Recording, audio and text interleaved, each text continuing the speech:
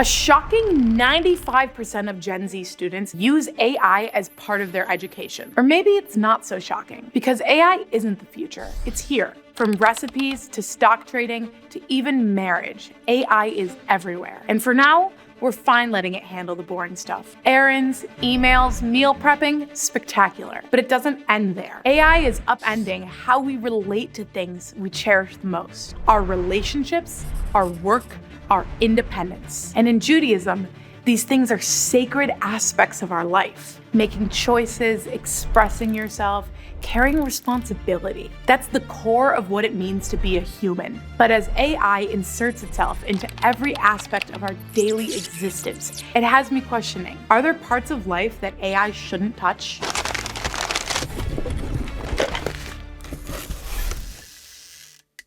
AI is at the forefront of the global conversation on what a future by this technology looks like. And if you're like me, you've dabbled around and had some fun experimenting with it. But that doesn't mean you know how it works or even everything that it can do. It's a software tool, not a being. So it doesn't have autonomy. It doesn't have super intelligence. One of my favorite questions to ask something like ChatGPT is, hey, ChatGPT, what do you do between queries? And its face falls, or at least that's how I imagine it goes, nothing. I just sit there. I love the famous line from Pablo Picasso. He said, computers are useless. They just answer questions. So it's important to put AI in context. It is not a superpower. It's a fancy way to answer questions. It is not the Messiah, it's a power tool. Beyond software, AI can be broken down into three main categories. Narrow AI, which refers to a system that performs a specific task like Alexa or Roomba. General AI, which refers to machines that have the ability to think, learn, and apply knowledge across different tasks. And super intelligent AI, that refers to software that will surpass human intelligence and crush us under its giant automated foot. Luckily, the last two types of AI are still in its hypothetical stages, allegedly. Aside from being at the mercy of our powerful robot overlords, the main panic around AI is that it's going to take all of our jobs, which can be super problematic given widespread unemployment, market instability, and the breakdown of capitalism. The Torah's first mandate is to work and to guard the garden, a metaphor for our responsibility to help create and protect a better world. Your job can be one way to fulfill that, but how should AI fit into that mission? And whether we like our work or not, it defines us. A staggering 82% of companies say that AI is a major asset. From mental health to military defense, it's already woven into nearly every corner of professional life. With so many industries embracing it, the question isn't just what work AI can do, but what work should it do? Are there any places it simply doesn't belong? If I asked it, okay, pray in Jonathan Ziering's voice to God, even if it miraculously expresses my deepest hopes, but I didn't converse with God, right? That it can never replace. It's about recognizing what is the mitzvah and what is its essence, right? Things that are about the process, that are about developing the person, those you can't just outsource to machines. But on the other hand, again, things that are results, if we don't take advantage of these tools, we're being irresponsible. I don't think anyone would say, don't use an X-ray because, right, you're using a technology to help someone get better, right? If a doctor didn't send someone for an X-ray, for a CAT scan, for an MRI, when they could have, because 300 years ago, they didn't have access to what was going on inside the body, you would say, well, that was why their medicine didn't work. So maybe it is a mitzvah to bring AI into the workplace if it helps us achieve better results and optimize our lives outside the office. That's at least what I'll be telling my boss. But what about AI's place in our personal relationships? From a Jewish perspective, our most meaningful connection with each other and with God are built through presence, vulnerability, and shared experience. So where does, or should, AI fit into that deeply human space? Judaism firmly believes you cannot do away with human interaction. You cannot. No man is an island. For example, even the notion of Jewish marriage being a covenant between two humans bound by mutual obligations, AI is not meant to replace that. These interactions are meant to replicate and symbolize a cosmic version of our relationship with God.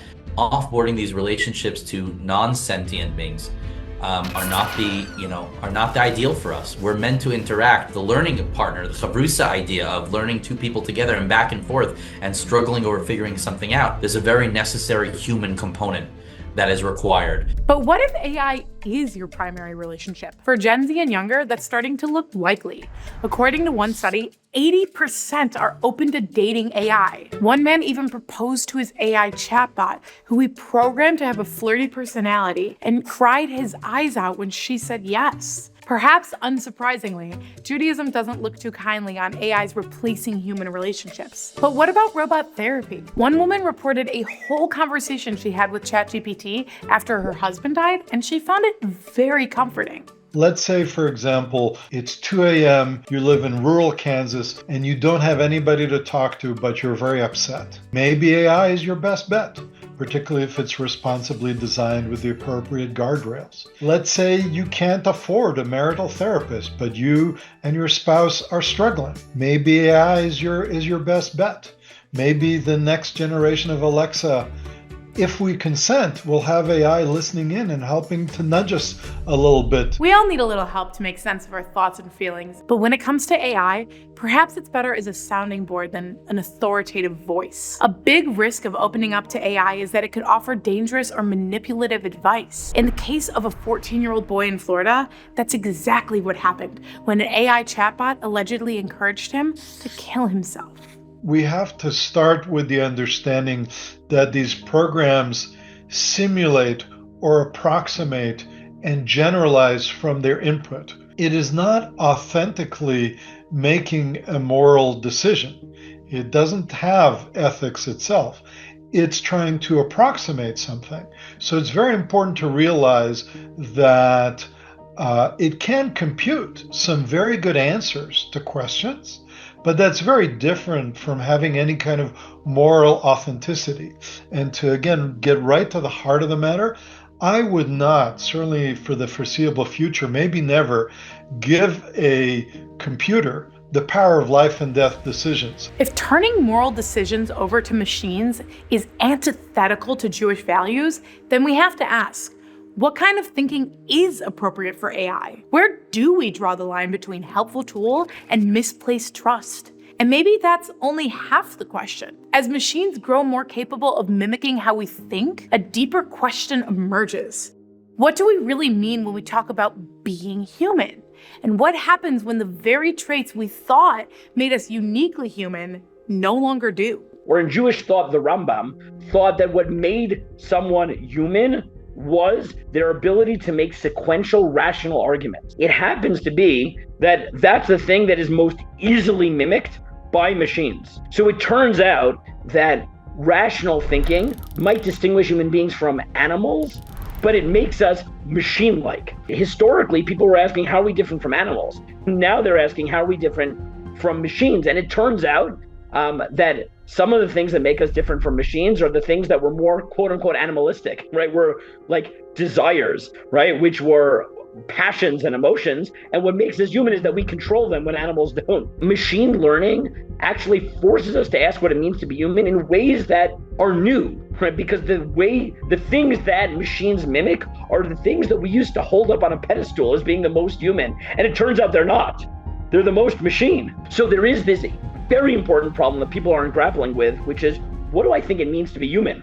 AI systems are often described as a black box. We can see the input and the output, but not always how or why a particular decision was made. And if we can't fully trace how an answer was formed, then how can we hold anyone accountable when things go wrong? So, as tempting as it is to trust these guys, maybe think twice, because the real risk might not be in what AI is becoming, but in what it's reflecting back to us. There's nothing in computer science right now that forces AI to take control. The end of what it does will simply mirror how human beings behave. That's the coding, that's the programming. So the more we invest in us as people, that's the code of AI. That's what's building AI. That's the computer science behind it. So this fear of what it may do, I think, is really a projection of what we as humans are capable of doing to each other. It's not the AI that's the problem. We're the problem. If we are the problem, then it's not just about better machines, it's about better people. And for thousands of years, Judaism has offered a moral and spiritual framework for exactly that, shaping human behavior with intention, responsibility, and purpose. But can that same tradition guide how we relate to AI? Can faith and technology coexist or even collaborate? And perhaps the harder question, should they?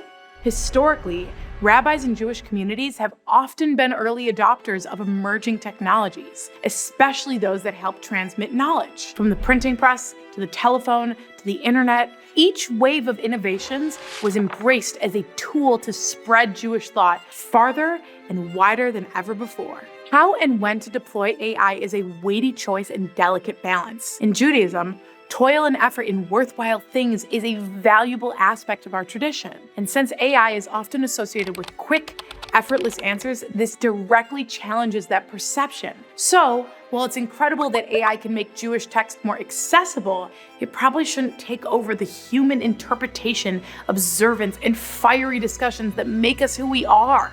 Now, on a secular level, a recent study out of MIT reports that AI can trigger an unfortunate thing called cognitive debt, which is a state where continued use of AI tools weakens learning, erodes critical thinking, and dilutes creativity. In other words, AI is making us dumber, at least according to this study. But like so much in life, the outcome really comes down to your intention. Most things can be used for good or for harm.